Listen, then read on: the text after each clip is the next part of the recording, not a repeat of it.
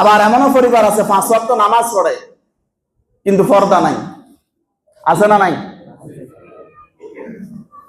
হজ করে আসছে মাশাআল্লাহ, হাজী সাহেব মানুষ, ওনার মেয়ে কলেজে যায়, বোরকা নাই, চুলগুলো কি ছাড়া এলোমেলো। হাজী সাহেবের নাতিন দোয়া করেন, হুজুর আর নাতিনে ফেনিজিয়া কলেজে পড়ে, মাশাআল্লাহ রেজাল্ট এমন করছে ফাটাই এলাইছে আর নাতিনে।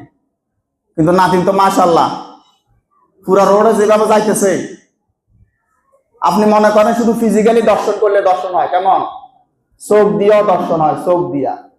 আমার আপনার অজান্তে আমার মা দর্শিতা হচ্ছে, আমার বোন দর্শিতা হচ্ছে, আমার চাচাতো বোন, খালাতো বোন, মামাতো বোন দর্শিতা হচ্ছে। কারণ জেনার যত মূল কারণ কি?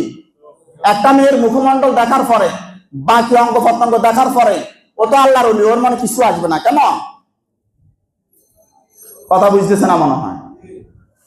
16-17 বছরের 15 বছরের যুবতী একটা মেয়ে এখান থেকে হেঁটে যাচ্ছে, তার গায়ে কোনো বোরকা নাই, আবৃত কিচ্ছু নাই, টাইট ফিটিং জামা পরে অন্য একটা কোন রকম দিয়ে যাচ্ছে।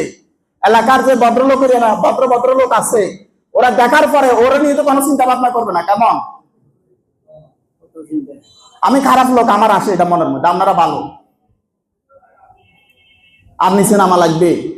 তো তাহলে চোখ দিয়েও দর্শন হয় কি হয় না? শুধু ফিজিক্যালি করলে এটা দর্শন না।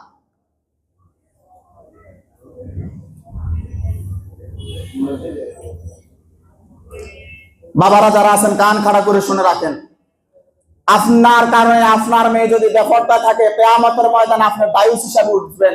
হাজী সাহেব হতে পারেন, 5 ওয়াক্ত নামাজওয়ালা হতে পারেন, ওই পর্দার লঙ্ঘন করার কারণে আপনার হজ নামাজ কোনো কাজে আসবে না।